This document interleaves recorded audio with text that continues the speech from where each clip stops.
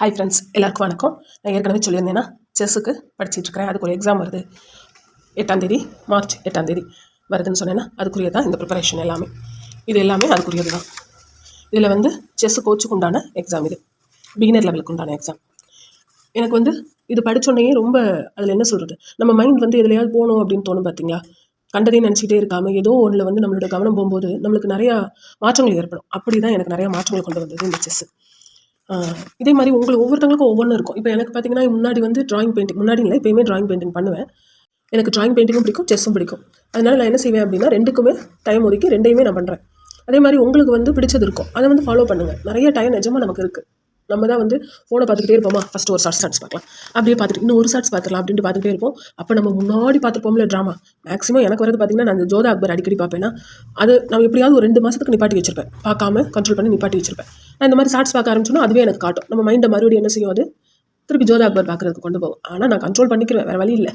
இதில் நம்ம வந்து அதிலேயே நம்ம நேரத்தை செலவிடாமல் இந்த மாதிரி செய்யும்போது நிறைய மாற்றங்கள் நமக்குள்ளே ஏற்படுது. அதனால் நான் என்ன செய்வேன் அப்படின்னு பார்த்தீங்கன்னா இப்படியாவது கண்ட்ரோல் பண்ணிக்கிட்டு எனக்கு ஒன்று ட்ராயிங் பெயிண்டிங் எடுத்துருவேன், இல்லை அப்படின்னா செஸ் படிக்கிறதுக்கு எடுத்துக்கிறேன். இதில் வந்து நம்ம வந்து கேம் ப்ளே பண்ணுறதுக்கும் கற்றுக்கிறதுக்குமே ஆப் இருக்குது. ஜஸ்ட்.com அப்படின்னு சொல்லிட்டு ஒரு ஆப்பும் இருக்குது. அதனால் நமக்கு எல்லாமே நல்ல யூஸ்ஃபுல்லாக தான் இருக்கும். இப்போ நான் வந்து உங்களை இதுதான் பண்ணணும்லாம் சொல்லலை, நமக்கு பிடிச்சது இருக்கும், அவங்கவுங்களுக்கு ஒன்று பிடிக்கும், அதை வந்து தொடர்ந்து செய்ய ஆரம்பிங்க. யார் யாரெல்லாம் தொடர்ந்து செய்ய ஆரம்பிச்சிருக்கீங்கன்னு கமெண்ட்ஸில் சொல்லுங்கள், சரியா? நம்மளுக்கு வந்து இதுக்கப்புறம் நம்ம என்ன செய்ய போகிறோம் அப்படின்னு நினைக்காதீங்க. இதுக்கப்புறமும் நம்மளால் முடியும் அப்படின்னு நினைங்க. வேறு என்ன சொல்லலாம், அப்பப்போ தோன்றதை சொல்கிறேன். இந்த எக்ஸாம் எழுதிட்டு வந்தோம்னா எக்ஸாம் எப்படி எழுதுனேங்கிறத உங்களுக்கு சொல்கிறேன். இன்னும் எக்ஸாமுக்கு 2 வாரம் தான் இருக்குது.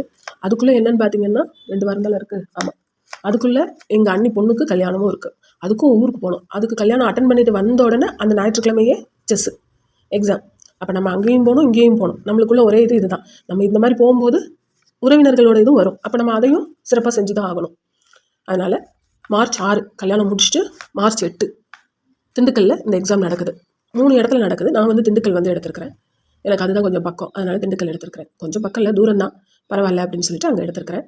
எக்ஸாம் எப்படி ஈஸியாக இருந்துச்சான்னு அடுத்து சொல்கிறேன். உங்களுக்கும் செஸ் கற்றுக்கணும் அப்படின்னு தோணுது அப்படின்னா அதுக்கு என்ன செய்யணும் அப்படின்னு உங்களுக்கு ஏதாவது ஐடியா வேணுன்னா சொல்லுங்கள். அடுத்தடுத்த வீடியோவில் அதுக்கான ஐடியாவும் சொல்கிறேன், என்ன செய்யணுங்கிற ஐடியாவும் நான் சொல்கிறேன்.